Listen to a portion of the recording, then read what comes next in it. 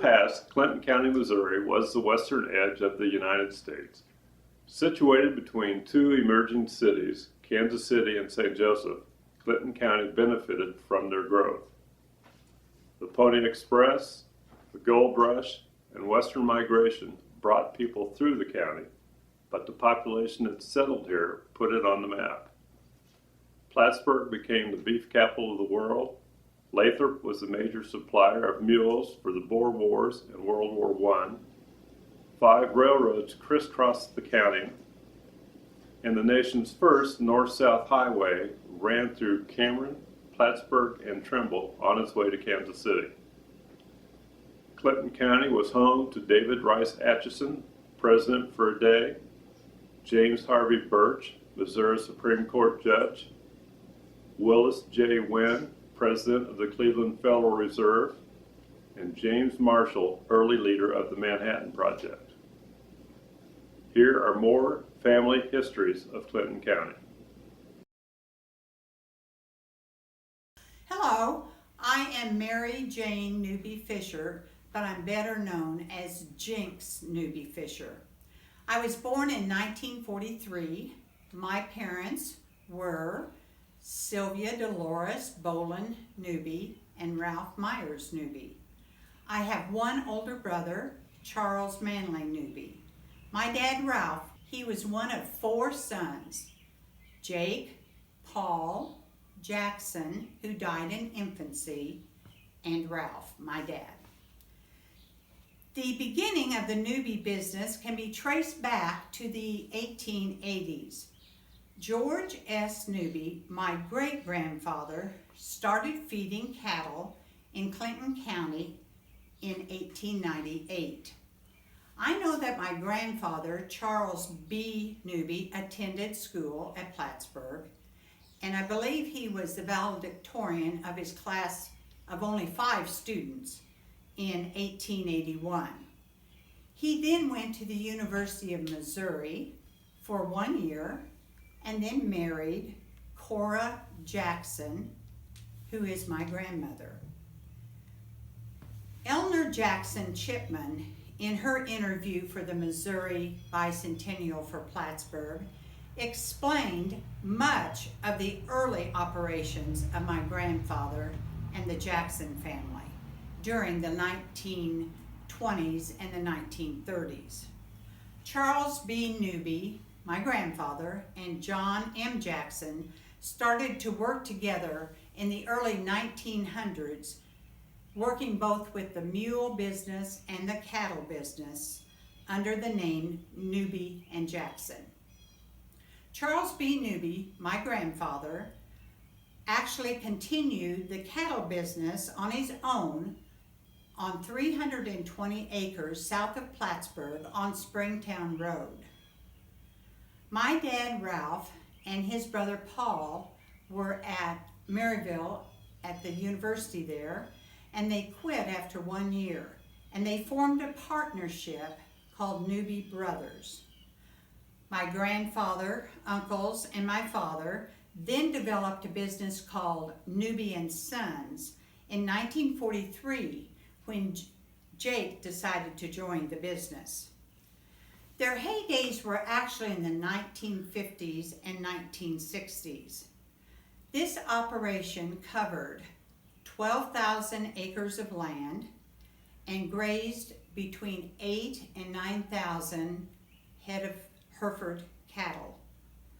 We also operated a grain elevator in Nebraska and one in Plattsburgh.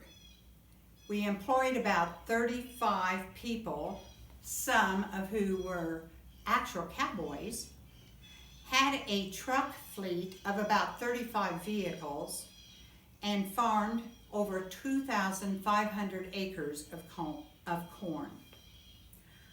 I have some vivid memories of the Newby operation. When I was only 5 years old, my father gave me a horse, and I named that horse Spot.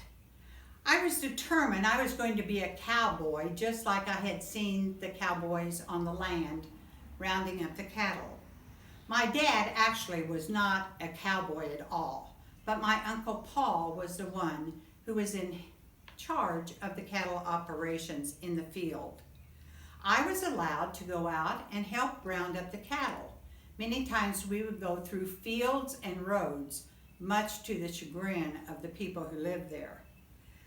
We actually sent those cattle by train from the Plattsburgh depot or by truck.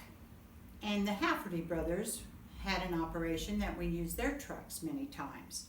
I would sit on the fence of the stockyards and watch the cattle and also smell the cattle smell. But my grandfather would say to me many times, "Honey, that is the smell of money." The Newbys used mostly the Santa Fe Railroad for most of their shippings to either the cattle to go to Chicago or to St. Joseph. My grandfather seemed to love every head of cattle. I remember when I was little at the place that I lived west of Plattsburgh, that he would look at those steers and with pride, every one of them, he almost had names for most of them. I was allowed to have my own calf, and I never got too attached to the calf because I did know its fate.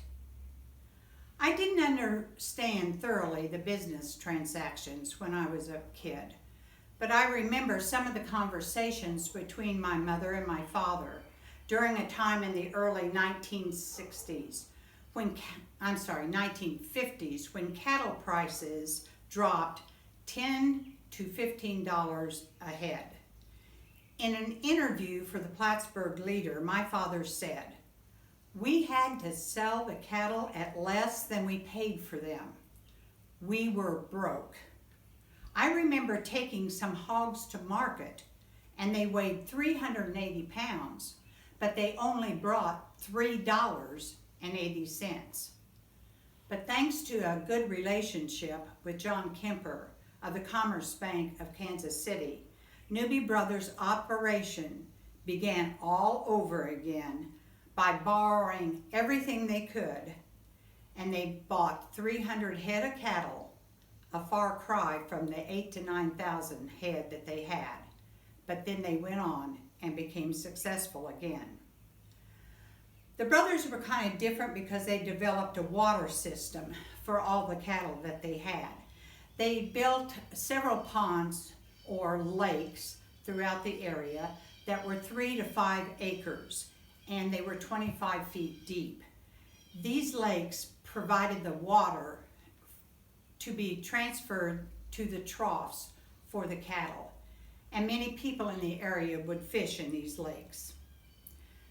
The three Newby sons had their own unique part in each of the family business. Jake and his wife Falva lived actually in Kansas City across from Luce Park on West 52nd Street. They had one son named Jack. There was a picture in 1951 in the Kansas City paper of my Uncle Jake on the White House steps with only 6 other people, and one of those was actually President Truman. Jake, as a Newby brother representative, worked with the Kansas City stockyards. He was basically the buyer and the seller of the cattle, with approval, of course, from my grandfather, my Uncle Paul, and my dad, Ralph. My Uncle Paul was married to Brownie, and they had 2 children, Sam and Melissa. Paul was actually the man out in the field. As I stated before, he was kind of the cowboy of the bunch. He would check out the fields and the herds and organize the roundups that I had described earlier. My father basically ran the operations side. He dealt with the grain elevator, the money aspects, and the operations thereof. Each one of them had their own talent, but they all worked together as a unit. One unusual thing that I remember was a bumper corn crop in the area. There was so much corn being harvested that none of the elevators, including our elevator, which is now Detone, could not hold all the corn that was being harvested. So everybody dumped their corn around the courthouse square in Plattsburgh, Missouri, and it was piled high until they could get trucks in to get it moved out. One enterprise that the Newby brothers were involved in for several years was the bluegrass seed operation. Bluegrass actually grew in the fields from Plattsburgh, Missouri up to Minnesota, and it grew wild. When I was in grade school, my mother and I would go to a place called Dunvilla, Minnesota, and we would wait all summer for the bluegrass crew to come up their way north.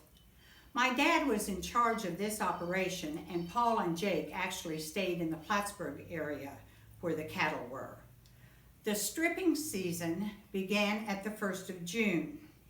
The Newby operation was the most active in the area, producing over 1 million pounds of bluegrass seed.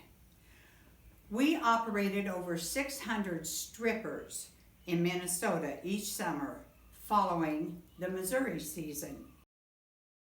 300 to 400 workers were employed from Missouri to Minnesota.